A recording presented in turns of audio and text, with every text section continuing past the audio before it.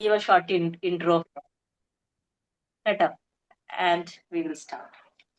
So good evening all. നമ്മൾ ഇന്ന് എല്ലാവരും ഒത്തുചേർന്നിട്ടുള്ളത് നമ്മുടെ പ്രൊഫഷണൽ ട്രെയിനിങ്ങിന്റെ ഭാഗമായ ട്രെയിനേഴ്സ് ടോക്ക് സീരീസിലാണ്. Yet with another trainer on board. ഇന്ന് നമുക്കിവിടെ എത്തിച്ചേർന്നിട്ടുള്ളത് ഹമീദ വഹാബ് ആണ്. ഹമീദ വഹാബ് ഞങ്ങളുടെ 21st ബാച്ചിലെ സ്റ്റുഡന്റ് കൂടിയാണ്. She's the founder of Zen Mind Solutions and Minditude. അതുപോലെ തന്നെ ഇന്റർനാഷണൽ മൈൻഡ്ഫുൾനെസ് ട്രെയിനർ കൂടിയാണ്. ഇന്ന് ഇവിടെ എടുക്കാൻ പോകുന്ന ടോപ്പിക് കുറച്ചു പേരെങ്കിലും ടോപ്പിക് ശ്രദ്ധിച്ചു കാണും. It is all about self love. നമ്മളെ നമ്മൾ സ്നേഹിച്ചില്ലെങ്കിൽ പിന്നെ ആര് സ്നേഹിക്കും എന്നുള്ള ആ ഒരു വലിയ തിരിച്ചറിവ് ഇന്നത്തെ കാലത്ത് ഒരുപാട് പേര് തിരിച്ചറിഞ്ഞു വരുന്നു. എന്നാൽ കൂടി തിരിച്ചറിയാൻ സാധിക്കാത്തവർക്ക് ഒരു ഓർമ്മപ്പെടുത്തലും അതുപോലെ തന്നെ നമ്മളെ കണ്ടെത്താനും പുറത്തു കടക്കാനും ഉള്ളൊരു പാത ഇന്ന് ഹമീദ മാം തുറന്നു തരും. So let's open eye ears to her. So the floor is yours Hameeda ma'am. Welcome. അതുപോലെ തന്നെ ഇന്ന് ഇവിടെ എല്ലാവരും എത്തിച്ചേർന്നിട്ടുള്ള എല്ലാവർക്കും ഒരുപാട് നന്ദി. Thank U.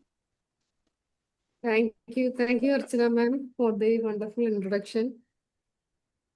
So, എല്ലാവരും സുഖല്ലേ? വീഡിയോ മോഡിൽ വരാൻ പറ്റുകയാണെങ്കിൽ വന്നാൽ നല്ലതായിരുന്നു. എനിവേ, എനിക്ക് ഇങ്ങനെ ഒരു പ്ലാറ്റ്ഫോം ഒരുക്കി തന്ന വിൻബിളിന് ഞാൻ ആദ്യം താങ്ക് യു പറയാണ്. ഇവിടെ ഇങ്ങനെ ട്രെയിനറായി മാറാനും ഇങ്ങനെ ഒരു ട്രെയിനേഴ്സ് ടോക്കിൽ എടുക്കാനും പറ്റിയ വിൻബിളിന് ആദ്യം ഞാൻ താങ്ക്സ് പറയാണ്. അതിനോടൊപ്പം അർച്ചന മാമും ഫൈസൽ സാറും അവരിടുന്ന എഫേർട്ടും ഫീഡ്ബാക്കും എല്ലാം അതിനെല്ലാം ഞാൻ താങ്ക്സ് പറയുന്നു. ഇപ്പൊ ഞാൻ ഇവിടെ നിങ്ങളെല്ലാവരെയും വെൽക്കം ചെയ്യാണ് എൻ്റെ ഈ ഒരു സെഷനിലേക്ക്. നിങ്ങൾ എൻ്റെ ടോപ്പിക്ക് ശ്രദ്ധിച്ചിട്ടുണ്ടാവും.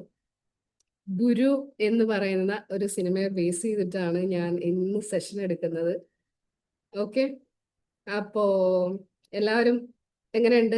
എല്ലാവരും സുഖമായിട്ടിരിക്കുന്നു എന്ന് ഞാൻ കരുതുന്നു. നേരെ നമുക്ക് നമ്മുടെ ഗുരു സിനിമയിലേക്ക് കിടക്കാം. ഇവിടെ ഒരു സിനിമ അല്ലട്ടോ ഞാൻ പറയാൻ പോന്നേ. ഞാനിവിടെ നമ്മളുടെ ലൈഫിലെ കുറച്ച് കോൺസെപ്റ്റുകൾ സെൽഫ് ലവ് എന്നൊക്കെ പറയുന്നത് ആ ഗുരു എന്ന് പറയുന്ന സിനിമയുമായിട്ട് കണക്ട് ചെയ്ത് ഞാൻ പറയുകയാണ് ചെയ്യുന്നത്. നമ്മൾ പലപ്പോഴും ഗുരു സിനിമ കണ്ടവരുണ്ടോ അതിനകത്ത്? ആർക്കാ ഒന്ന് ജസ്റ്റ് ഒന്ന് പറയാൻ പറ്റുക?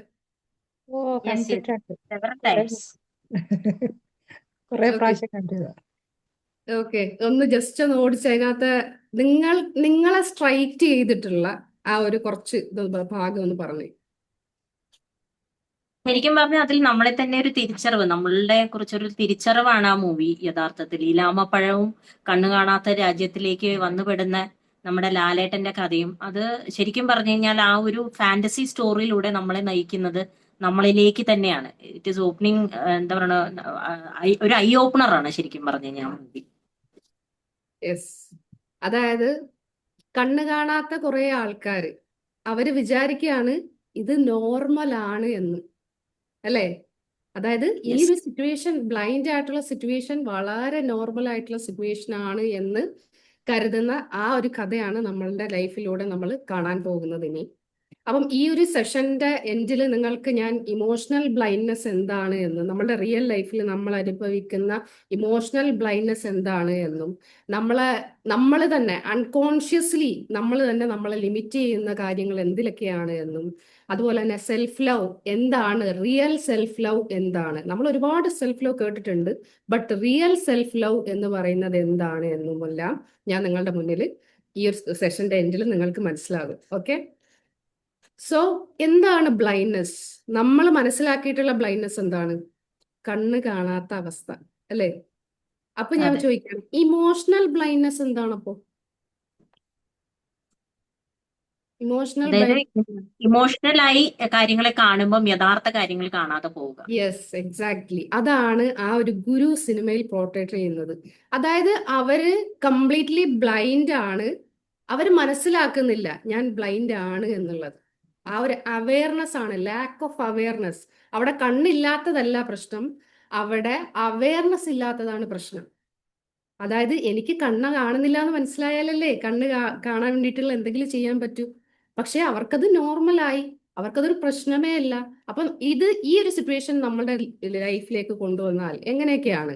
നമ്മൾ നമ്മുടെ വർത്ത് കാണുന്നില്ല, നമുക്ക് വേണ്ട നമ്മുടെ മുന്നിൽ വരുന്ന സിറ്റുവേഷൻസ് അത് നമ്മൾ നോർമൽ ആണ് എന്ന് കാണുന്നു. അൺഹെൽത്തി പാറ്റേൺസ് നമ്മൾ റെക്കഗ്നൈസ് ചെയ്യുന്നില്ല. നമ്മുടെ ചുറ്റുമുള്ള ആൾക്കാർ പിന്നെ നാർസിസ്റ്റിക് പേഴ്സൺ ആണോ അല്ലയോ എന്നുള്ളത് നമ്മൾ മനസ്സിലാക്കുന്നില്ല. നമ്മൾ പലപ്പോഴും നമ്മളെ ഹേർട്ട് ചെയ്യുന്ന സിറ്റുവേഷൻ വളരെ നോർമൽ ആയിട്ടുള്ള സിറ്റുവേഷൻ ആയിട്ട് നമ്മൾ മനസ്സിലാക്കി വെക്കും. അതുപോലെ തന്നെ നമ്മൾ നമ്മളുടെ ഇന്നർ വോയിസിനെ എന്ത് ചെയ്യും? ഇഗ്നോർ ചെയ്യും. നമ്മൾ അറിയുന്നില്ല, നമ്മൾ ഇഗ്നോർ ചെയ്യുന്നതായി നമുക്ക് ഫീൽ ചെയ്യുന്നില്ല. നമ്മൾ ഫീൽ ചെയ്യുന്ന എന്താണ്? ഞാനെല്ലാം നല്ല രീതിയിൽ ചെയ്യുന്നുണ്ട് എന്നുള്ള ഫീലായിരിക്കും ഉണ്ടാവുക. ഇതാണ് ഇമോഷണൽ ബ്ലൈൻഡ്നെസ് എന്ന് പറയുന്നത്. അങ്ങനെ ഒരു ഇമോഷണൽ ബ്ലൈൻഡ്നെസ്സിൽ നമ്മൾ വന്ന് പെട്ടാൽ നമുക്ക് റിയാലിറ്റിയെ തിരിച്ചറിയാൻ പറ്റില്ല. റിയാലിറ്റി എന്താ കാര്യം? നമ്മൾ ബ്ലൈൻഡ് ആണ്. നമുക്ക് റിയൽ ആയിട്ട് അറിയാൻ പറ്റുന്നുണ്ടോ? ഇല്ല. ഈ ഗുരു സിനിമയിൽ അവർ കംപ്ലീറ്റ് ആയിട്ട് ബ്ലൈൻഡ് ആണ്. ബ്ലൈൻഡ് അല്ല എന്ന് പറയുന്നവരെ പോലും അവര് കുറ്റക്കാരായിട്ട് കണ്ടുകൊണ്ട് അവരെന്ത് ചെയ്യുന്നു? അവരെ ശിക്ഷിക്കുകയാണ് ചെയ്യുന്നത്. അതുപോലെ തന്നെയാണ് നമ്മളുടെ ലൈഫിലും. നമ്മൾ എന്ത് ചെയ്യുന്നു? നമ്മൾ ബ്ലൈൻഡ് ആയിട്ട് കറക്റ്റായിട്ട് ചെയ്യുന്നവരെ നമ്മൾ എന്ത് ചെയ്യും? പലപ്പോഴും നമ്മൾ ഹേർട്ട് ചെയ്യും, നമ്മൾ കുറ്റപ്പെടുത്തും. അറിഞ്ഞോ അറിയാതെയോ നമ്മൾ എന്ത് ചെയ്യും? നമ്മൾ അവരെ ഹേർട്ട് ചെയ്തുകൊണ്ടേ ഇരിക്കുകയാണ് ചെയ്യുന്നത്. നമ്മൾ അറിയുന്നില്ല. കാര്യം നമ്മളുടെ റിയാലിറ്റി ഇതാണ്. നമ്മൾ മനസ്സിലാക്കുന്നത് ഇതാണ് നമ്മളുടെ റിയാലിറ്റി എന്നുള്ളതാണ്, അല്ലേ? സോ നിങ്ങളുടെ ലൈഫിൽ ഒന്ന് ആലോചിച്ച് നോക്കുക. നിങ്ങളുടെ ലൈഫിൽ നിങ്ങൾ റിയാലിറ്റി അല്ല, സത്യമല്ല എന്ന് വിചാരിച്ചത് മറ്റുള്ളവർ പറഞ്ഞ് അത് മനസ്സിലാക്കി തന്നിട്ടുള്ള കാര്യങ്ങൾ ഏതെങ്കിലും ഉണ്ടോ? ഫോർ എക്സാമ്പിൾ ഞാൻ പറയാം. അതായത് ഇപ്പം എൻ്റെ നേച്ചർ പലപ്പോഴും ബോസിയാണ് എന്ന് എന്നോട് പറഞ്ഞിട്ടുണ്ട്. എനിക്കത് അറിയില്ലായിരുന്നു. ഞാൻ അങ്ങനെയുള്ള ഒരാളാണെന്ന് എനിക്കറിയില്ലായിരുന്നു. വേറൊരാൾ പറഞ്ഞപ്പോഴാണ് ഞാൻ അറിയുന്നത്, ഞാൻ അങ്ങനെയാണോ എന്ന് ഞാൻ ചോദിച്ചിട്ടുണ്ട്. കാര്യം എനിക്ക് എന്നെ കുറിച്ച് അറിയില്ല. അത് ഞാൻ ബ്ലൈൻഡ് ആണ്. ഞാൻ എപ്പോഴും വിചാരിക്കുന്നത് ഞാൻ കാം ആൻഡ് കമ്പോസ്ഡ് ആണ് എന്നാണ് ഞാൻ വിചാരിക്കുന്നത്. അവിടെ എന്താണ്? അവിടെ ഒരു ബ്ലൈൻഡ്നെസ് ആണത്. ഞാൻ അവെയർ അല്ല, ഞാൻ ബോസി ആയിട്ടാണ് സംസാരിക്കാറുള്ളത്. അല്ലെങ്കിൽ ചില സമയത്ത് പുച്ഛത്തോടെ സംസാരിക്കാന്ന് പറയും. ഞാൻ പുച്ഛത്തോടെയാണ് സംസാരിക്കുന്നത് എനിക്കറിയാൻ പറ്റുന്നില്ല. അപ്പം അങ്ങനെയുള്ള നിങ്ങളുടെ ലൈഫിൽ നിങ്ങളോട് മറ്റുള്ളവർ പറഞ്ഞു, കാര്യം മറ്റുള്ളവർ പറയുമ്പോഴാണ് ചില കാര്യങ്ങൾ നമുക്ക് അറിഞ്ഞൂടാത്ത അറിയുന്നത്. അങ്ങനത്തെ സിറ്റുവേഷൻസ് ഉണ്ടായിട്ടുണ്ടോ ആർക്കെങ്കിലും? യെസ്, ഉണ്ടായിട്ടുണ്ട്. എന്തായിരുന്നു, ഷെയർ ചെയ്യാൻ പറ്റുമോ? എൻ്റെ അടുത്ത് റീസെന്റ് ഒരാൾ പറഞ്ഞു ചില കാര്യങ്ങൾ സംസാരിക്കുമ്പോൾ ഞാൻ കുറച്ച് SP ആവുന്നുണ്ടെന്ന്, സ്വയം പൊക്കൽ. അപ്പം എനിക്ക് ഞാൻ കുറച്ചു നേരം ആലോചിച്ചു. ഞാൻ പറഞ്ഞ കാര്യങ്ങളൊക്കെ ഒന്ന് റിലേറ്റ് ചെയ്ത് നോക്കി. എനിക്കൊരിക്കലും അത് ഞാൻ ഇപ്പം ഹമീദ മാം പറഞ്ഞ മാതിരി ഞാൻ അങ്ങനെ സംസാരത്തിന്റെ ഇടയിൽ അങ്ങനെ പറയുന്നുണ്ട് എന്ന് എനിക്കൊരിക്കലും തോന്നിയിട്ടില്ല. പല എക്സ്പീരിയൻസും ഷെയർ ചെയ്യുന്നത് എന്നെ സംബന്ധിച്ച് മറ്റുള്ളവർക്ക് അതൊരു മോട്ടിവേഷൻ ആവാൻ വേണ്ടിയിട്ടാണ്. അപ്പൊ ഒരാളെന്നോട് പറഞ്ഞു, ആ മോട്ടിവേഷനിൽ പറയുന്നത് പലപ്പോഴും അത് എന്നെ തന്നെ പ്രേസ് ചെയ്യുന്ന ഒരു SP ആയി മാറുന്നുണ്ട്.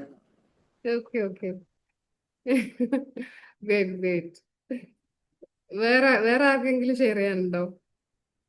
അർച്ചനാജി, നിങ്ങളെ തന്നെ SP എന്ന് പറഞ്ഞില്ലേ, അത് മിക്കപ്പോഴും ഡോണ്ട് ബ്ലൈൻഡ്ലി യൂസ് ചെയ്ത വേർഡാണ്. Don't blindly accept that as a true feedback. നല്ലൊരു ശതമാനം പേർക്കും അസൂയ എന്ന് കാരണം നിങ്ങൾ നിങ്ങളുടെ എക്സ്പീരിയൻസ് പറയുന്നത് തന്നെ അവർക്ക് ഇഷ്ടപ്പെടത്തില്ല. അത്ര മാത്രം വിചാരിച്ചാൽ മതി. അത് കാരണം don't change. If you are sharing true experience, true experience ആണ് വെച്ചാൽ അത് ഒരിക്കലും ബ്രാഗിങ് അല്ല, അത് ഒരിക്കലും പൊങ്ങച്ചം പറച്ചിലല്ല. ഈ അവിടുത്തെ പൊങ്ങച്ചം എന്ന് പറഞ്ഞ് നിങ്ങളെ അവര് ഇതാക്കുകയാണ്. അവർക്ക് ഉള്ളിലൊരു സന്തോഷമാണ്. അങ്ങനെ ഇത് പറഞ്ഞ് നിങ്ങളെ ഇതാക്കുന്നത്, കുത്തുന്നതിലാണ് അവർ സന്തോഷം. അതാണ് don't stop sharing your own experience. That is will be very motivating. അത് മോട്ടിവേറ്റിംഗ് ആണ്. Okay, okay. സോ നമ്മളുടെ അവയർനെസ്സിന് 4 ലെവൽ ഉണ്ടെന്നാണ് പറയുന്നത്. 4 ലെവൽ, 4 സ്റ്റേജസ്. അതിനകത്ത് ഒന്നാമത്തെന്ന് പറയുന്നത് നമുക്കും അറിയാം മറ്റുള്ളവർക്കും അറിയാം, അങ്ങനെയുള്ള ഒരു സ്റ്റേജ്. നിങ്ങൾ കേട്ടിട്ടുണ്ടാവും, ജൊഹാരി വിൻഡോ കേട്ടിട്ടുണ്ടോ? കേട്ടവരുണ്ടോ? അതായത് നമ്മൾക്കും അറിയാം മറ്റൊരാൾക്കും അറിയാം, അങ്ങനെ ഒരു സ്റ്റേജ്. അമിതാജി, ആ ജോഹാരി വിൻഡോയിൽ തന്നെ ഉള്ളതാണ്. സെക്കൻഡ് ഇതാണ് ബ്ലൈൻഡ് സെൽഫ്. യെസ്. രണ്ടാമത്തെ സ്റ്റേജ് ആണ് നമ്മൾക്കറിയില്ല മറ്റുള്ളവർക്കറിയാം നമ്മളെ കുറിച്ച്. ഓക്കെ. തേർഡ് സ്റ്റേജ് ആണ് നമ്മൾക്ക് മാത്രം അറിയാം, മറ്റുള്ളവർക്ക് അറിയാത്തത്. ഫോർത്ത് സ്റ്റേജ് ഉണ്ട്, നമ്മൾക്കും അറിയില്ല മറ്റുള്ളവർക്കും അറിയില്ല. ഓക്കെ, അപ്പൊ നമ്മൾ സെൽഫ് അവയർനെസ് എന്ന് പറയുമ്പോൾ, ഈ ഒരു അവയർനെസ് കൊണ്ടുവരുമ്പോൾ ബ്ലൈൻഡിൽ നിന്ന് മാറണമെങ്കിൽ നമുക്ക് അറിഞ്ഞിരിക്കണം, എന്നാലേ നമുക്ക് മാറാൻ പറ്റുള്ളൂ. നമുക്ക് അറിയാത്ത കാര്യങ്ങളാണെങ്കിൽ നമുക്ക് ഒരിക്കലും മാറാൻ പറ്റില്ല. അപ്പം മറ്റുള്ളവർ തരുന്ന ഫീഡ്ബാക്കുകൾ കൂടി നമ്മൾ എന്ത് ചെയ്യണം, എടുക്കണം എന്നുള്ളതാണ് എനിക്ക് പറയാനുള്ളത്. സോ എങ്ങനെയാണ് ഈ ഒരു ബ്ലൈൻഡ്നെസ് ക്രിയേറ്റ് ആവുന്നത്? എങ്ങനെയാണ് ക്രിയേറ്റ് ആവുന്നത്? നമ്മളുടെ ലൈഫിൽ നമുക്ക് ഈ ഒരു ബ്ലൈൻഡ്നെസ് ഉണ്ടെന്ന് പറഞ്ഞല്ലോ, ആ ഒരു ബ്ലൈൻഡ്നെസ് നമുക്ക് എങ്ങനെ ക്രിയേറ്റ് ആകുന്നു? അതായത് ഗുരു ഫിലിമില് ബ്ലൈൻഡ്നെസ് ഒറ്റയടിക്ക് ഉണ്ടാവുകയല്ല ചെയ്യുന്നത്. ജനിക്കുന്ന കുഞ്ഞിന് ഈ ഇലാമാപ്പഴത്തിന്റെ നീര് ഇങ്ങനെ വായിലേക്ക് ഒഴിച്ചു കൊടുക്കുകയാണ്. ഒഴിച്ചു കൊടുക്കുന്നതിനോടൊപ്പം അവർ വളരുന്നതിനനുസരിച്ച് അവർക്ക് പറഞ്ഞു കൊടുക്കുന്ന ഓരോരോ പാഠങ്ങൾ, അതിനകത്ത് നെടുമുടി വേണു തോന്നുന്നു, ആ ക്യാരക്ടർ എന്ത് ചെയ്യുന്നു, ഇങ്ങനെ ആ കുട്ടികൾക്ക് പറഞ്ഞു കൊടുക്കുന്ന ഓരോരോ കാര്യങ്ങളും അത് കുട്ടികൾ വിശ്വസിക്കുകയാണ്. അതാണ് കുട്ടികളുടെ സത്യം. വേറെ അവർക്ക് അറിയില്ല. അവർ മനസ്സിലാക്കുന്നത് ഈ ലോകം ഇങ്ങനെയാണ് എന്നുള്ളതാണ് അവർ മനസ്സിലാക്കുന്നത്. അവരൊന്നും പിന്നെ അല്ലാതെ ചിന്തിക്കുന്നത് പോലും ഇല്ല, വേറൊരു ലൈഫ് ഉണ്ടെന്ന് ചിന്തിക്കുന്ന പോലും ഇല്ല. നമ്മൾ പറയുമല്ലോ, പൊട്ടക്കിണറ്റിലെ തവള എന്ന് പറയില്ലേ, അതായത് അതിന്റെ ലോകം എന്താണ്, ആ കിണറാണ്, പുറത്തുള്ള മേലിൽ കാണുന്ന ആകാശവും, ഇതല്ലാണ്ട് വേറൊന്നും ഇല്ല. ഇതാണ് ഏറ്റവും വലിയ ലോകം, ഇതിനപ്പം വേറെ ലോകം ഇല്ല. ഇതുപോലെയാണ് നമ്മളും നമ്മളെ കാണുന്നത്. എങ്ങനെ? ഈ പറയുന്ന ബ്ലൈൻഡ്നെസ് നമ്മളിൽ ക്രിയേറ്റ് ചെയ്തുകൊണ്ട്. ഏതൊക്കെ രീതിയിലാണ് നമ്മൾ ഈ ബ്ലൈൻഡ്നെസ് ക്രിയേറ്റ് ആവുന്നത്?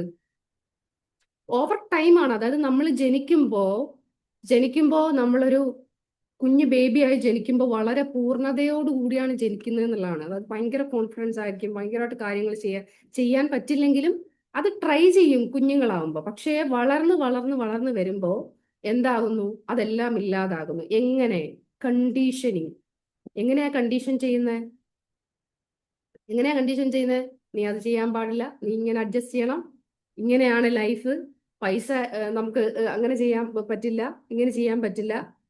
പിന്നെ ജെൻസും ലേഡീസും തമ്മിലുള്ള വ്യത്യാസം, പെൺകുട്ടികൾ ഇങ്ങനൊന്നും ചെയ്യാൻ പാടില്ല, ഒച്ചത്തിൽ ചിരിക്കാൻ പാടില്ല, ആൺകുട്ടികൾ കരയാൻ പാടില്ല, അല്ലേ?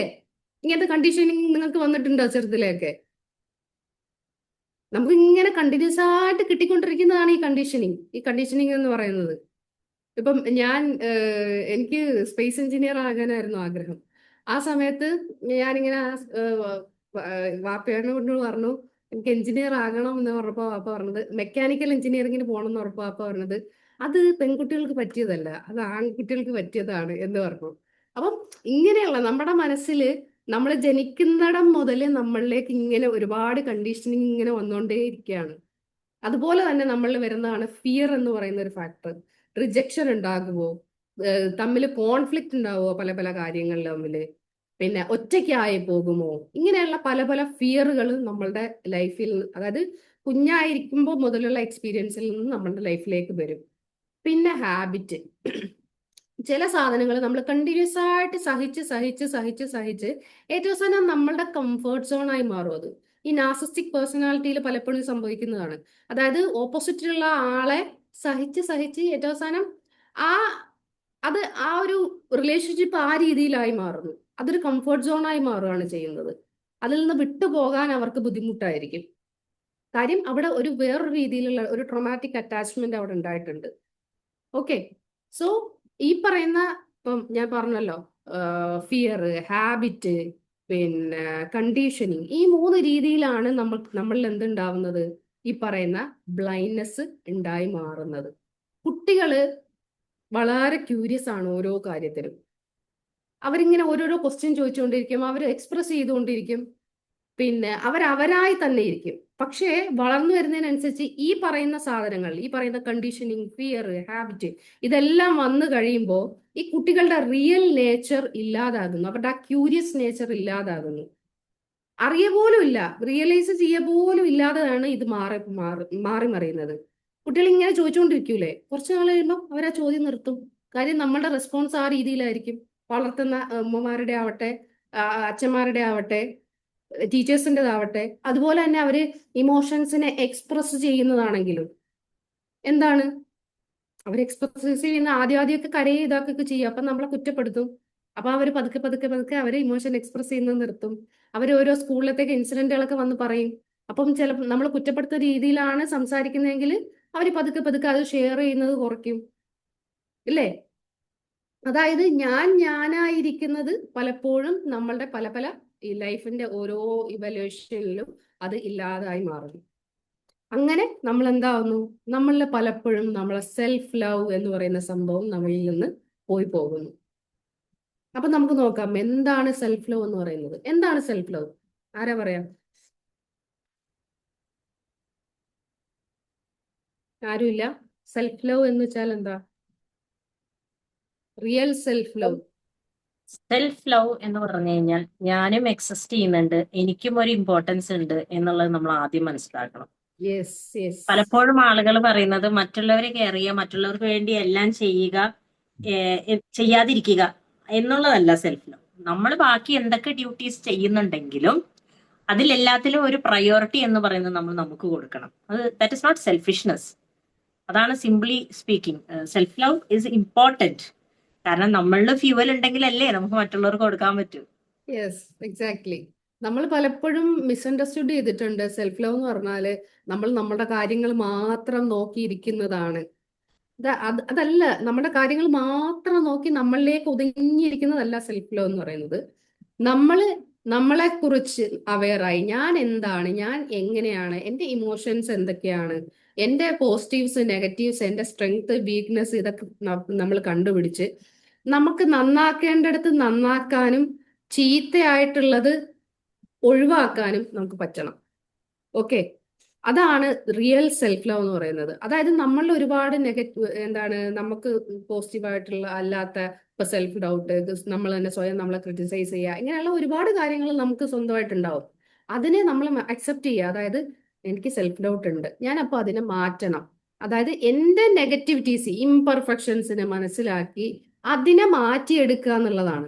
അതല്ലാതെ അതാണ് സത്യം, ഞാനാണ് എല്ലാം എന്നുള്ള രീതിയിൽ നമ്മൾ മുന്നോട്ട് പോകാൻ പാടില്ല. അതായത് എൻ്റെ ഉള്ളിലുള്ള എന്തൊക്കെ കാര്യങ്ങളാണോ ട്രൂ സെൽഫ് ലവ് എന്ന് പറയുന്നത്, എൻ്റെ ഉള്ളിലെ പ്രശ്നങ്ങള്, എൻ്റെ ഉള്ളിലുള്ള നല്ലത്, എല്ലാത്തിനെയും കുറിച്ചുള്ള ഒരു അവയർനെസ്, കറക്റ്റ് ആയിട്ടുള്ള ഒരു അവയർനെസ് ഉണ്ടായിരിക്കണം. അപ്പോഴാണ് നമ്മൾക്ക് മുന്നോട്ട് പോകുമ്പോൾ സെൽഫ് ലവ് നമ്മളിൽ ഫില്ല് ചെയ്ത് നമുക്ക് എന്ത് ചെയ്യാൻ പറ്റുക, മറ്റുള്ളവർക്കും ആ ഒരു സ്നേഹം കൊടുക്കാൻ പറ്റുക. എൻ്റെ പെയിനിനെ ഞാൻ അക്നോളജ് ചെയ്യണം, എൻ്റെ ട്രൂത്തിനെ ഞാൻ അക്സെപ്റ്റ് ചെയ്യണം, ഞാൻ ബൗണ്ടറി സെറ്റ് ചെയ്യേണ്ടടുത്ത് ബൗണ്ടറി സെറ്റ് ചെയ്യണം, എൻ്റെ ഇമോഷണൽ പാറ്റേൺസ് എന്തൊക്കെയാണോ അതിനെ ഞാൻ മനസ്സിലാക്കണം, അറിയണം, അതിനെ കാണുക തന്നെ വേണം. പിന്നെ ഏറ്റവും ഇമ്പോർട്ടൻ്റ് ആയിട്ടുള്ളത് നമ്മളുടെ റെസ്പോൺസിബിലിറ്റി നമ്മൾ തന്നെ ഏറ്റെടുക്കുക. നമ്മൾ മറ്റുള്ളവരെ പഴിച്ചിരുന്നാൽ അവിടെ പഴിച്ചിരിക്കാനേ പറ്റുള്ളൂ. അതായത് ചിലപ്പോൾ നമ്മളെ തന്നെ പഴിക്കും. അതല്ലാണ്ട് നമ്മൾ പറയും അവൻ കാരണമാണ് എനിക്ക് ചെയ്യാൻ പറ്റാത്തത്, മറ്റൊരാൾ ഹലോ ഓക്കെ മറ്റൊരാൾ കാരണമാണ് എനിക്കിത് ചെയ്യാൻ പറ്റാതിരുന്നത്, എൻ്റെ വാപ്പ കാരണമാണ്, ഉമ്മ കാരണമാണ് എന്ന് പറഞ്ഞ് നമ്മൾ എന്ത് ചെയ്യും, നമ്മൾ അവരുടെ മേളിൽ നമ്മൾ പഴിചാരും. നമുക്ക് സ്വന്തമായിട്ട് ഡിസിഷൻ എടുക്കാൻ പറ്റാത്ത അവസ്ഥയിലായിരിക്കുമല്ലോ മിക്കവാറും അവര് നമ്മളുടെ മേലിൽ റെസ്പോൺസിബിലിറ്റി എടുത്തത്. ചിലപ്പോൾ നമ്മളോട് ചോദിക്കാതെ ചെയ്യാറുണ്ട്, അതെന്റെ കാര്യമല്ല ഞാൻ പറയുന്നത്, നോർമലി. അപ്പം നമ്മളുടെ ലൈഫിന്റെ റെസ്പോൺസിബിലിറ്റി നമ്മൾ തന്നെ എടുക്കാൻ ശ്രമിക്കുക. അങ്ങനെ വരുമ്പോഴാണ് അതൊരു റിയൽ സെൽഫ് ലവ് ആയി മാറുക. ഓക്കെ, പിന്നെ ഉള്ളതെന്ന് വെച്ചാല് നമ്മൾ ഗുരു സിനിമയിൽ കാണും. അതായത് അവര് ആ ഒരു ബ്ലൈൻഡ് സിറ്റുവേഷനിൽ ഇങ്ങനെ പോയിക്കൊണ്ടിരിക്കുമ്പോൾ മോഹൻലാൽ വന്ന് അവരോട് പറയുമ്പോൾ അവർക്കുണ്ടാകുന്ന ഒരു അൺകംഫർട്ടബിൾ ഫീൽ ഉണ്ട്. അതായത് കണ്ണ് എന്ന് പറയുന്നത് കാണാൻ സാധിക്കുന്നതാണ്, ചുറ്റുമുള്ളതെല്ലാം കാണാൻ പറ്റും എന്നൊക്കെ പറയുമ്പോൾ അവർക്ക് അത് അക്സെപ്റ്റ് ചെയ്യാൻ പറ്റില്ല. അതുപോലെ തന്നെ പലപ്പോഴും നമുക്ക് അങ്ങനത്തെ സിറ്റുവേഷൻ വരാം. അതായത് നമ്മൾ ആ ഒരു കംഫർട്ട് സ്റ്റേജിൽ ഇങ്ങനെ ഇരിക്കുമ്പോൾ ഒരാൾ വന്ന് പറയുകയാണ്, നീ ഇങ്ങനെ ചെയ്യുന്നത് ശരിയാവില്ല, നീ കുറച്ചുകൂടെ പുറത്തേക്ക് വരണം, നീ കുറച്ചുകൂടെ നല്ല രീതിയിൽ കാര്യങ്ങൾ ചെയ്യണം എന്ന് പറയുമ്പോൾ നമുക്ക് ഉണ്ടാവുന്ന ഒരു അൺകംഫർട്ടബിൾ ഫീൽ ഉണ്ട്. അത് നമ്മൾ ആ ഒരു അൺകംഫർട്ടബിലിറ്റി നമ്മൾ ഫീൽ ചെയ്തേ പറ്റൂ. ഇതും സെൽഫ് ലവിന്റെ ഭാഗമാണ്. നമ്മൾ ആ ഒരു അൺകംഫർട്ടബിൾ ഒരു വേയിൽ നിന്നും കംഫർട്ടബിൾ സ്റ്റേറ്റിൽ നിന്നും അൺകംഫർട്ടബിൾ ആയിട്ടുള്ള സ്റ്റേറ്റിലേക്ക് വരണം. അത് മസ്റ്റാണ്. നമ്മൾ ഔട്ട്ഗ്രോ ചെയ്യണം. ഒരുപക്ഷെ നമ്മൾ ഭയങ്കര ഡിഫറെന്റ് ആയിട്ട് നമുക്ക് ഫീൽ ചെയ്യാം. നമ്മൾ ഉണ്ടായിരുന്ന വ്യക്തിയിൽ ഇപ്പൊ എന്റെ കാര്യം പറയുകയാണെങ്കിൽ, ഞാൻ എഞ്ചിനീയറിംഗ് കഴിഞ്ഞ് എനിക്ക് കുറച്ച് ഗ്യാപ്പ് വന്നിട്ടുണ്ടായിരുന്നു. ആ ഗ്യാപ്പ് എന്ന് പറയുന്നത് 5 വർഷത്തോളം ഗ്യാപ്പ്. എനിക്ക് പിന്നെ അതിൽ നിന്ന് പുറത്തേക്ക് ഇറങ്ങാൻ മടിയായി. നല്ല കോൺഫിഡന്റ് ആയിട്ടുള്ള, നല്ല ബോൾഡ് ആയിട്ടുള്ള ഒരു വ്യക്തിയായിരുന്നു ഞാൻ ആ ഒരു 5 വർഷത്തിന് മുന്നേ. അതിനുശേഷം ഈ ഒരു കോൺഫിഡൻസ് തിരിച്ചു കൊണ്ടുവരാനും ഈ ഒരു ബോൾഡ്നെസ് തിരിച്ചു കൊണ്ടുവരാനും എനിക്ക് ഭയങ്കരമായിട്ട് ഞാൻ ബുദ്ധിമുട്ടിയിട്ടുണ്ട്. അപ്പം നമ്മൾ അങ്ങനെ ഒരു ബുദ്ധിമുട്ട് എന്ന് പറയുന്നത് നമ്മുടെ ലൈഫിൽ ഇമ്പോർട്ടൻ്റ് ആണ്. അവിടെയാണ് സെൽഫ് ലവ് ഉണ്ടാവുക. നമ്മളുടെ പ്രശ്നങ്ങളെ മനസ്സിലാക്കി ആ ഒരു കംഫർട്ട് സ്റ്റേറ്റിൽ നിന്നും പുറത്ത് ചാടുക, നമ്മൾ ക്വസ്റ്റ്യൻസ് ചോദിച്ചു തുടങ്ങുക, ചില ആൾക്കാരെ അറിഞ്ഞു തുടങ്ങുക, കണ്ടു തുടങ്ങുക, ഇതെല്ലാം നമ്മുടെ ഗ്രോത്തിന്റെ പാർട്ടാണ്. അപ്പം ആ ഒരു സെൽഫ് ലവ് അത് ഇമ്പോർട്ടൻ്റ് ആണ്. ഇതും പാർട്ട് ഓഫ് സെൽഫ് ലവ് ആണ്. നമ്മുടെ ഈ ഒരു നമുക്ക് അടങ്ങി ഒതുങ്ങി എവിടെങ്കിലും ഇങ്ങനെ ചുരുണ്ടുകൂടി ഇരിക്കുക, ഫോൺ കണ്ടുകൊണ്ടിരിക്കുക, ഈ ഒരു സ്റ്റേറ്റിൽ നിന്ന് മാറി നമ്മൾ എന്തെങ്കിലും ചെയ്യേണ്ട ഒരു സ്റ്റേറ്റ്.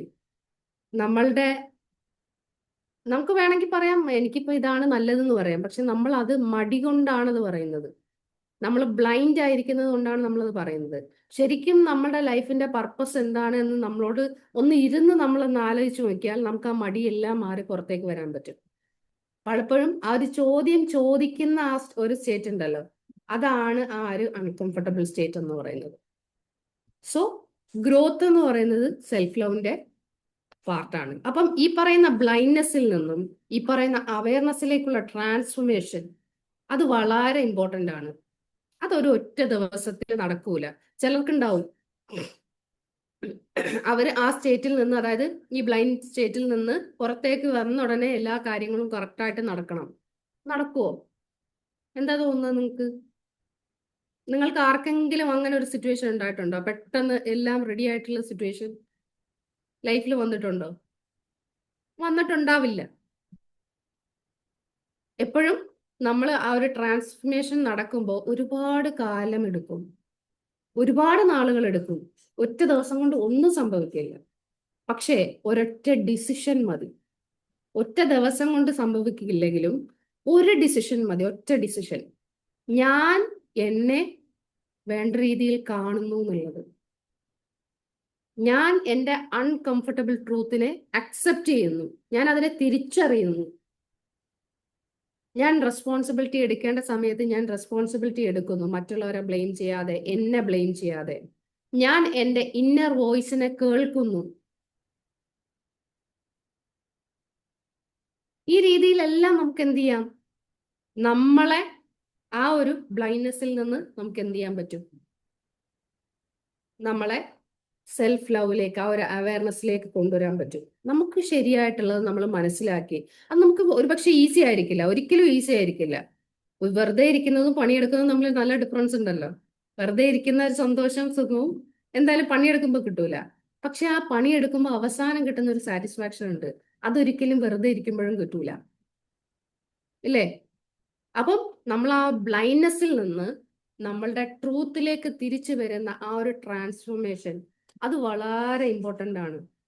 അവിടെയാണ് സെൽഫ് ലവിന്റെ ഏറ്റവും വലിയ ഒരു സ്റ്റേറ്റ് വരുന്നത്. നമ്മളെ കുറിച്ച് അറിയുന്ന ഒരു സ്റ്റേറ്റ്, കോൺഷ്യസ്നെസ്. സോ ഈ ഒരു അവയർനെസ് എന്ന് പറയുന്നത് കുറച്ച് അൺകംഫർട്ടബിൾ ആണ്. ആദ്യം കുറച്ച് നല്ല ബുദ്ധിമുട്ടായിരിക്കും. It's okay. പക്ഷേ ഇത് നിങ്ങൾക്ക് ഫ്രീഡം തരും. ഇത് പതിയെ ഒരു ആ കംഫർട്ടബിൾ സ്റ്റേറ്റിലേക്ക് നമുക്ക് വരും. എഗെയിൻ നമ്മൾ അത് ബ്രേക്ക് ചെയ്ത് എഗെയിൻ പോകണം. അപ്പം എഗെയിൻ നമുക്ക് ഫ്രീഡം കിട്ടും. അങ്ങനെ നമ്മൾ സ്റ്റക്ക് ആയിരിക്കുന്ന ഒരു സ്റ്റേജിൽ നിന്ന് നമ്മൾ കംഫർട്ടബിൾ ആയിട്ടുള്ള സ്റ്റേജിലേക്ക് പോകുക. അങ്ങനെ ഒരു സ്റ്റേജിലേക്ക് എത്തുമ്പോഴാണ് നമ്മളുടെ ആ ഒരു റിയൽ സെൽഫ് ലവ് എന്നുള്ളത് നമുക്ക് കിട്ടുക. ഓക്കെ, സോ ഇന്നത്തെ ദിവസം ഞാനിവിടെ പറയാൻ ഉദ്ദേശിച്ചത്, നമ്മളുടെ ബ്ലൈൻഡ്നെസ് എന്ന് പറയുന്നത് നമുക്ക് കണ്ണ് കാണാത്തൊരവസ്ഥയല്ല, അവയർനെസ് ഇല്ലാത്തൊരവസ്ഥയാണ്. നമ്മുടെ ലൈഫിൽ ഉണ്ടാകുന്ന ഓരോ പാറ്റേൺസ് ആണെങ്കിലും, നമ്മൾ ജീവിക്കുന്ന ഓരോ രീതികളാണെങ്കിലും, നമ്മൾ ഫീൽ ചെയ്യുന്നതാണെങ്കിലും, ഇതെല്ലാം നമ്മളെ ചെറുതിലേയുള്ള കണ്ടീഷനിങ് വഴി വന്നുകൊണ്ടിരിക്കുന്നതാണ്. അതുപോലെ തന്നെ സെൽഫ് ലവ് എന്ന് പറയുമ്പോൾ നമ്മുടെ സർഫസ് ലെവലിലുള്ള ഒരു നമുക്ക് നമ്മളോടുള്ള ഒരു ഇഷ്ടം, അതല്ല സെൽഫ് ലവ് എന്ന് പറയുന്നത്. It is A deep awareness. വളരെ ഡീപ്പ് ആയിട്ടുള്ള ഒരു അവയർനെസ് ആണ്. നമ്മൾ നമ്മളെ മനസ്സിലാക്കുക, നമ്മളുടെ ഉള്ളിലേക്ക് നമ്മൾ ഇറങ്ങി നോക്കുക, നമ്മളുടെ ബ്ലൈൻഡ് സ്പോട്ടുകൾ ഏതൊക്കെയാണെന്ന് നമ്മൾ തിരിച്ചറിയാൻ ശ്രമിക്കുക. നമ്മളുടെ റിയൽ ചേഞ്ച് അതിനെ കൊണ്ടുവരാൻ വേണ്ടിയിട്ട് നമ്മൾ എന്ത് ചെയ്യണം? നമ്മൾ നമ്മളെ തന്നെ വളരെ ക്ലിയർ ആയിട്ട് നമ്മൾ നോക്കുക. സോ ഇന്നത്തെ ദിവസം നിങ്ങളൊരു ഡിസിഷൻ എടുക്കുക. ഞാൻ എൻ്റെ ലൈഫിൽ എന്നെ നല്ല രീതിയിൽ തന്നെ വളരെ അവയർനെസ്സോട് കൂടി കോൺഷ്യസ് ആയിട്ട് ഞാൻ എന്നെ ശ്രദ്ധിക്കുന്നു. എന്നിട്ട് ആ ഗുരുവിലെ പോലെ തന്നെ ട്രൂത്തിനെ ഞാൻ തിരിച്ചറിയുന്നു, എന്നിലെ ട്രൂത്തിനെ ഞാൻ തിരിച്ചറിയുന്നു. ഓക്കെ, സോ ആ ഒരു അവയർനെസ് കൊണ്ടുവന്നാൽ മതി, നമുക്ക് നമ്മളെ ഒരു പുതിയൊരു 2.0 വേർഷനിലേക്ക് നമുക്ക് കൊണ്ടുവരാൻ പറ്റും. അവിടെ മിസ്സാവുന്ന ഒറ്റ സാധനം എന്താണ്? അവയർനെസ് ആണ്. ആ അവയർനെസ് കൊണ്ടുവന്നാൽ നമുക്ക് നമ്മളെ നെക്സ്റ്റ് ലെവലിലേക്ക് കൊണ്ടുവരാൻ സാധിക്കും. So thank you for this opportunity.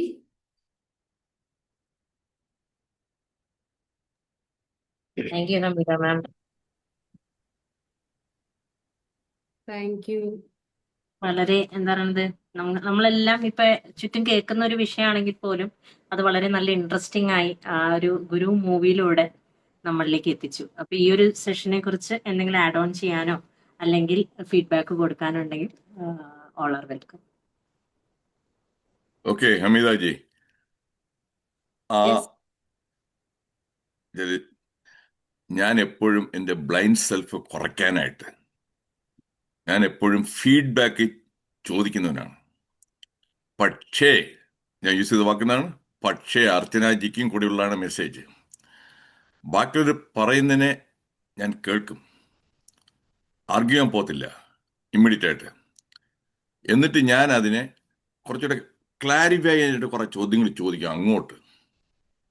For example, ഇപ്പം എൻ്റെ പ്രസൻറ്റേഷൻ, എൻ്റെ ടോക്ക് തന്നെ ചിലപ്പോൾ മിക്കവരും കൊള്ളാമെന്ന് പറയും, മെജോറിറ്റി അത് നിങ്ങളത് വലിയ സുഖമൊന്നുമില്ലായിരുന്നു. ശരി, അപ്പോൾ ഞാൻ എന്താ അറിയാമോ, എന്താണ് നിങ്ങൾക്ക് അതിൽ ഇഷ്ടപ്പെടാത്ത സ്പെസിഫിക് ആയിട്ടൊന്ന് പറയാമോ? എൻ്റെ അതിലുള്ള സ്ലൈഡ് ഏത് സ്ലൈഡാണ്, അല്ലെ ഏത് അല്ല അത് അങ്ങനെ പറയാനൊന്നുമില്ല. അപ്പോൾ പിടികിട്ടിയോ? അതായത് അത് ആ ഫീഡ്ബാക്കിനെ കേട്ടിട്ട് എൻ്റെ ആ ഒരു ഇതുണ്ടല്ലോ, എന്തൂസിയാസം, എനർജി മാറത്തില്ല. വേറെ അടിപൊളിയായിരുന്നു, അപ്പോഴും ഞാൻ കേൾക്കും എന്തുകൊണ്ട് അടിപൊളി. ചിലപ്പോൾ മുഖസ്തുതി ഉണ്ടല്ലോ, ഫ്ലാറ്റർ ചെയ്യാനായിട്ട്, അങ്ങനെയും പറയും. അപ്പാരായിരുന്നു കേട്ടോ നിങ്ങളുടെ, ഇതുപോലെ ഒരെണ്ണം ഞാൻ കേട്ടിട്ടില്ല, കണ്ടിട്ടില്ല എന്നൊക്കെ പറയുമ്പോൾ, അല്ല അത് എന്താണ് ഇഷ്ടപ്പെട്ടത്? അല്ല അത് അപ്പോഴും പിടികിട്ടും, ഇത് വെറുതെ സോപ്പിടുകയാണ്. അപ്പൊ അങ്ങനെ ആ ഫീഡ്ബാക്ക് വരുമ്പോൾ നമ്മൾ അതിനെ ക്രിട്ടിക്കലായിട്ട് എവാലുവേറ്റ് ചെയ്യണം. അതിൽ കറക്റ്റ് വല്ലതും ഉണ്ടെന്നുണ്ടെങ്കിൽ യെസ്, ദെൻ അതിനെ ഫിക്സ് ചെയ്യണം പറയുന്നത്. പിന്നെ സെൽഫ് ലവ് പോയിട്ട് ഇന്നിപ്പോൾ നാട്ടിൽ എസ്പെഷ്യലി ഇന്ത്യയിലുള്ള പെണ്ണുങ്ങൾ, ഞാൻ പ്രത്യേകിച്ച് പെണ്ണുങ്ങൾ എന്ന് പറയുമ്പോൾ കുറേ പേർ കൊടുത്തിട്ട് ഇയാളൊരു ഇതാണ് പറഞ്ഞു ഇതല്ലേ, അവരുടെ സെൽഫ് ഹേറ്റഡ്, അവരുടെ നിറം, അല്ലെന്നുണ്ടെങ്കിൽ ഫെയർ ആൻഡ് ലവ്ലി പോലുള്ള ക്രീമുകളൊക്കെ എന്തിനാണ് വിൽക്കുന്നത്? ടണ്ണ് കണക്കിന്, കോടിക്കണക്കിന്. They hate themselves for their own skin colour. അങ്ങനെ ആ ഹേറ്റഡ് കാരണം അവർ വന്നിട്ട് they don't come out, they avoid, they are not successful. അപ്പോൾ ഇതിൽ ഒറ്റ പോയിന്റ് പറയാനുള്ളത്, stop hating yourself because your height is not ഇത്, ബിക്കോസ് തലയിൽ മുടിയില്ല, മുടിക്ക് നീളം പോരാ, എന്നിട്ട് കളറില്ല. അതുകൊണ്ട് പെണ്ണുങ്ങളെ ദയവ് ചെയ്ത് മിക്കവരും നിങ്ങളുടെ ഈ സെൽഫ് ഹേറ്റഡ് ഒന്ന് നിർത്തുക. ഉള്ള ബ്യൂട്ടി പാർലറിലെല്ലാം കൊണ്ടുവന്ന് gold facial, silver facial, platinum facial എന്ന് പറഞ്ഞ് രൂപ പൊട്ടിക്കാതിരിക്കുക. അതെല്ലാം പാർട്ട് ഓഫ് സെൽഫ് ഹേറ്റഡ് കാരണമാണ്. സെൽഫ് ലവ് ഉണ്ടെങ്കിൽ they don't do that one. Thank you.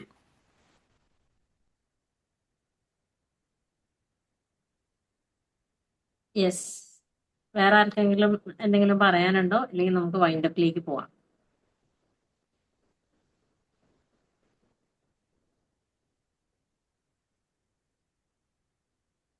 Okay. ഇന്നെല്ലാവരും self ലവിനെ കുറിച്ച് കേട്ടിട്ട് എങ്ങനെയാണ് സെൽഫ് ലവ് കൊണ്ടുവരണ്ടേ എന്നുള്ള ഒരു ആലോചനയിലാണെന്ന് തോന്നുന്നത്. എന്തായാലും ഇപ്പൊ സാറ് പറഞ്ഞത് ഞാൻ ഒരു കാര്യം കൂടി ആഡ് ചെയ്യാം. ഇന്നത്തെ കാലത്ത് സെൽഫ് ലവിനെ കുറിച്ച് ടെൻഷൻ അടിച്ച സ്ത്രീകൾ മാത്രമല്ല, അതുകൊണ്ട് തന്നെയാണ് നമുക്ക് ഏറ്റവും കൂടുതൽ സലൂൺസ് ആൻഡ് പാർലേഴ്സ് ജെൻസിനും ഓപ്പൺ ആവുന്നത് അല്ലേ. ഇപ്പൊ അവരും ഫേഷ്യൽ ചെയ്യുന്നുണ്ട്. ഇപ്പം ബ്രൈറ്റനിങ് ക്രീം ആയാലും ഫോർ മെൻ എന്ന് പറഞ്ഞ സ്പെഷ്യലായിട്ട് ഉണ്ട്. പെർഫ്യൂം ആയാലും ഫോർ മെൻ, എല്ലാത്തിനും for men and for woman ഒക്കെ ഹെർ ഹിസ് എന്നൊക്കെ ഉള്ളത് മാറ്റങ്ങൾ വന്നു. So in total and in short നമ്മൾ പറയുകയാണെങ്കിൽ self love is not a matter of ഒരു ജെൻഡർ ബേസ്ഡ് അല്ല, എല്ലാവർക്കും വേണം. ആൻഡ് ഈ സെൽഫ് ലവ് എന്ന് പറഞ്ഞു കഴിഞ്ഞാൽ ഉള്ളി എന്താ പറയുക, സൗന്ദര്യം, ഇപ്പൊ സാർ പറഞ്ഞ സൗന്ദര്യം വർദ്ധിപ്പിക്കാനും ലുക്സിലേക്ക് ചെയ്യുക എന്നുള്ളതല്ല.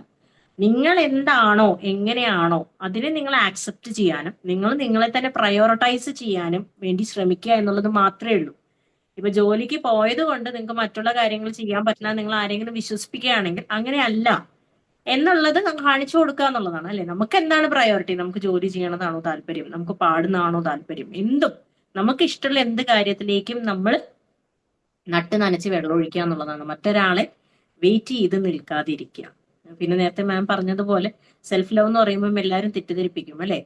നിന്റെ ഡ്യൂട്ടി ശരിയാണോ, അതാണോ ഇതാണോ എന്ന്. ഒരിക്കൽ എന്നോട് ഒരു ആള് ചോദിച്ചു, അപ്പൊ നിനക്കൊക്കെ വല്ല ഗോൾഡ് കയ്യിലുണ്ടെന്നുണ്ടെങ്കിൽ അത് മോൾക്കായിരിക്കുമല്ലോ, അത് സേവ് ചെയ്ത് വെക്കുന്നതായിരിക്കുമല്ലോ. ഞാൻ പറഞ്ഞു എന്തിന്? എന്റെ ചോദ്യം അതായിരുന്നു. അപ്പൊ അവരിങ്ങനെ എന്നെ ഇങ്ങനെ നോക്കിയിട്ട് പറഞ്ഞു, എന്താ നീ അങ്ങനെ പറഞ്ഞു? ഞാൻ പറഞ്ഞു, അല്ല എനിക്ക് എന്റെ കയ്യിൽ എന്തെങ്കിലും ഗോൾഡ് ഉണ്ടെങ്കിൽ അത് എന്റെ ആവശ്യങ്ങൾക്ക് വേണ്ടിയിട്ടാണ്, എന്റെ പേഴ്സണൽ ആവശ്യങ്ങൾക്കാണ്. ഇനിയിപ്പോ എനിക്കൊരു അസുഖം വന്നു, അല്ലെങ്കിൽ എനിക്കിപ്പോ എന്തെങ്കിലും വേണം തോന്നി, എവിടെയെങ്കിലും ഇൻവെസ്റ്റ് ചെയ്യണം തോന്നി, ഞാൻ വിൽക്കും. അത് എന്റെ ഇഷ്ടമാണ്, ബിക്കോസ് അത് എന്റെയാണ്. അപ്പൊ എന്റെ മോൾക്ക് വേണമെന്നുണ്ടെങ്കിൽ എഡ്യൂക്കേഷൻ മാത്രമാണ് ഞാൻ കൊടുക്കേണ്ടത് ആസ് എ പാരന്റ്, എന്റെ ഡ്യൂട്ടി. എന്തെങ്കിലും ഉണ്ടാക്കണമെങ്കിൽ ഇറ്റ്സ് അപ് ടു ഹെർ എന്ന് പറഞ്ഞു. അപ്പൊ എന്നോട് തിരിച്ചു ചോദിച്ച മറുപടി എന്താണെന്നറിയോ? നീ ഒരു അമ്മയാണോ? ഞാൻ പറഞ്ഞു ഞാനൊരു വ്യക്തിയാണ്. പിന്നെ അയാളൊന്നും മിണ്ടിയില്ല. സി, നീ ഒരു അമ്മയാണോ എന്ന് ചോദിക്കുമ്പോൾ പലപ്പോഴും നമ്മുടെ ഇടയിലുള്ള എല്ലാവർക്കും സംഭവിക്കുന്നത് വെച്ചാൽ നമുക്ക് ഗിൽട്ട് അടിക്കും. അപ്പൊ നമുക്ക് തോന്നുപോയി നമ്മൾ എന്തോ തെറ്റാണ് പറഞ്ഞത്. അതിന്റെ ആവശ്യമില്ല. നമ്മൾ ഓരോരുത്തരും ഓരോ ഇൻഡിവിജ്വൽസ് ആണ്, നമ്മൾ ഓരോ വ്യക്തികളാണ്. നമുക്ക് നമ്മുടേതായ പാർട്ട് ഓഫ് ലൈഫ് ഉണ്ട്. നമുക്ക് എക്സിസ്റ്റൻസിൽ ജനിച്ചാൽ മരിക്കുന്നവരെ നമ്മുടെ ഒരു ലൈഫ്, ഒരു പാർട്ട് ഉണ്ട്, ഒരു പാത്ത് ഉണ്ട്, അത് നമുക്കുള്ളതാണ്. മറ്റുള്ള ആളുകളെല്ലാം ആ ജേണിയിൽ കൂടെ വരുന്നതും വന്നു കഴിഞ്ഞാൽ പോകുന്നവരാണ്. ഒരിക്കലും ഈ നമ്മൾ ഒന്നിച്ച് ജനിച്ച് ഇപ്പൊ ഒരു അമ്മയുടെ വയറ്റിൽ നിന്ന് ജനിച്ച് ഇപ്പൊ ട്രിപ്ലറ്റ്സ് ഉണ്ടെങ്കിൽ പോലും അവരെല്ലാം ഒരുപോലെ ചെയ്ത് ഒന്നിച്ച് മരിക്കുന്നൊന്നുമില്ലല്ലോ. ഓരോരുത്തർക്കും ഓരോ ടൈം വരുമ്പോൾ ഓരോ ലൈഫ് സ്റ്റേജ് വരുമ്പോഴാണ് നടക്കുന്നത്. അപ്പൊ ഇപ്പൊ മാം ഇത്രയും കാര്യങ്ങൾ പറഞ്ഞാൽ നിങ്ങൾ ചിന്തിക്കേണ്ടത് ഇത്ര മാത്രമേ ഉള്ളൂ. പലപ്പോഴും ലൈഫിൽ എപ്പോഴെങ്കിലും ഒക്കെ നമ്മളെ ആളുകൾ ഇങ്ങനെ ഗിൽട്ട് അടിപ്പിച്ചുകൊണ്ടേയിരിക്കും. അത് അവരുടെ ഒരു രസമാണ്. അതവര് ഗിൽട്ട് അടിപ്പിക്കുന്നത് അവരുടെ എന്താ പറയണത് കയ്യിലാണ്. പക്ഷെ ഗിൽട്ട് അടിക്കണോ വേണ്ടേ എന്നുള്ളത് നമ്മുടെ കയ്യിലാണ്. ഇപ്പൊ വേണു സാറ് പറഞ്ഞ പോലെ നമ്മൾ കറുത്തിട്ടാണെങ്കിൽ നമ്മൾ സഹിച്ചാൽ പോരെ, നമ്മൾ വെളുത്തിട്ടാണെങ്കിൽ, കറുത്തിട്ടാണെങ്കിൽ, ഹൈറ്റ് ഇല്ലെങ്കിൽ, മുടിയില്ലെങ്കിൽ, എല്ലാം ഇറ്റ്സ് അപ് ടു അസ്. ഒരു നമ്മൾ മുടിയെ കുറിച്ച് വറീഡ് ആവുമ്പോൾ ഒരു ക്യാൻസർ വന്നു കഴിഞ്ഞു കഴിഞ്ഞാൽ മുടി കൊഴിയുന്നത് കഴിഞ്ഞാൽ കഴിഞ്ഞു, അത്രയേ ഉള്ളൂ. ഒരു 2 days ബിഫോർ എന്റെ ഫ്രണ്ട് വിളിച്ചിട്ട് പറഞ്ഞു she's diagnosed with breast cancer, she's with too young. അപ്പൊ എന്നോട് പറഞ്ഞു വെച്ചാൽ ഡോക്ടർ എന്നോട് പറഞ്ഞു she's having a long hair, pretty hair. അപ്പൊ എന്നോട് പറഞ്ഞു കീമോ തുടങ്ങുമ്പോൾ ഹെയർ കുറേശ്ശെ ഇങ്ങനെ കൊഴിഞ്ഞു പോകും, അപ്പൊ അതിനെക്കാട്ടി നല്ലത് ഷേവ് ചെയ്യുന്നതാണ് ഹെഡ് എന്ന് പറഞ്ഞു. അപ്പൊ അവൾ ആകെ ഡിപ്രഷൻ. അപ്പൊ ഞാൻ പറഞ്ഞു നല്ലല്ലേ, ഒരു ചേഞ്ച് ആർക്കാ ഇഷ്ടമല്ലാത്ത? ഇനി വരുന്ന മുടി നമുക്ക് ഷോർട്ട് ഹെയർ നന്നായി കളറൊക്കെ അടിച്ചു പൊളിച്ച് ജീവിക്കാന്ന് പറഞ്ഞു. അത്രയേ ഉള്ളൂ. അതായത് അങ്ങനത്തെയൊക്കെ ബാഹ്യമായ സാധനങ്ങൾ അത്രയേ ഉള്ളൂ, അതല്ല actual meaning of self love. So thank you so much. അല്ലെ, എല്ലാരും ഒന്നും പറഞ്ഞില്ല, അതുകൊണ്ട് ഞാൻ കുറച്ച് ആഡ് ഓൺ ചെയ്തു എന്നേ ഉള്ളൂ. Thank you so much Hameeda. Archana ji, ഒരു കാര്യം കൂടെ പറഞ്ഞോളൂ. ഞാൻ എപ്പോഴും ഒരു ഇൻവെസ്റ്റിഗേറ്റീവ് ജേർണലിസ്റ്റ് പോലെ ഫാക്ട് വെച്ചിട്ടാണ് ഞാൻ സംസാരിക്കുന്നത്. ഞാനവിടെ തിരുവനന്തപുരത്ത് 5 കൊല്ലം 2009 മുതൽ 2015 വരെ നാട്ടിൽ തന്നെ ഉണ്ടായിരുന്നു. അന്ന് ഞാൻ അവിടെ പരിചയപ്പെട്ട ഒരാൾ അങ്ങേർക്ക് വന്നിട്ട് ഈ കംപ്ലീറ്റ് ആയിട്ടുള്ള ഈ പ്രോഡക്ട്സ്, ബ്യൂട്ടി പ്രോഡക്ട്സ് മാത്രം വിൽക്കുന്ന വലിയൊരു കടയാണ് തിരുവനന്തപുരത്തെ. അവിടെ ഞാൻ ചോദിച്ചു, ഈ ഫെയർ ആൻഡ് ലവ്ലി ക്രീം ഒരു മാസം നിങ്ങൾക്ക് ഒരു 10,000 രൂപയുടെ വിൽക്കാറുണ്ടോ എന്ന് ചോദിച്ചു. പുള്ളി ചിരിച്ചു പറഞ്ഞു, 10,000 ആണോ ഡോക്ടറെ, ഒരു മാസം എനിക്ക് 1,00,000-ൻ്റെയാണ് വിൽക്കുന്നത്. അപ്പോഴും ഞാൻ അടുത്ത ചോദ്യം ചോദിച്ചു, വാങ്ങിക്കാൻ വരുന്നവർ പുരുഷന്മാരാണോ സ്ത്രീകളാണോ? പുള്ളി പറഞ്ഞു 90% സ്ത്രീകളാണ്. എന്നിട്ട് ഞാൻ ചോദിച്ചു, പുരുഷന്മാർ വളരെ അപൂർവമായിട്ട് വളരെ കുറച്ച് പേരൊക്കെ ഉള്ളൂ അതൊക്കെ വരുന്നത്. മെജോറിറ്റി അല്ല, ഞാൻ കംപ്ലീറ്റ് ചെയ്യണം. ഏതാ? അല്ല, ഇയേഴ്സ് ഹാവ് പാസ്ഡ് ബൈ എന്ന്. ഇപ്പൊ ആ അല്ലല്ല ട്രെൻഡ് മാറി. അല്ല അല്ല ഇപ്പോഴും ഞാൻ ചോദിച്ചായിരിക്കും, ഞാൻ അന്നത്തെ ബേസിലുള്ള ആ ഫാക്ടിൽ പറയാണ്. പിന്നെ ഞാൻ എൻ്റെ ടോക്കിന് വെബിനാറിന് മുൻപ് ഞാൻ റിസർച്ച് ചെയ്യാറുണ്ട്. റിസർച്ച് ചെയ്യുമ്പോൾ അതിലും ഗൂഗിൾ സെർച്ച് ചെയ്യുമ്പോൾ ആ ഷാരൂഖ് ഖാന്റെ പരസ്യം കണ്ടിട്ട് കുറെ പുരുഷന്മാരും അവരും കയറി മറ്റേ ഫെയർ ആൻഡ് ഹാൻസം എന്നുള്ള ആ ക്രീം അത് വിൽക്കുന്നുണ്ടൊക്കെ അത് എനിക്കറിയാം.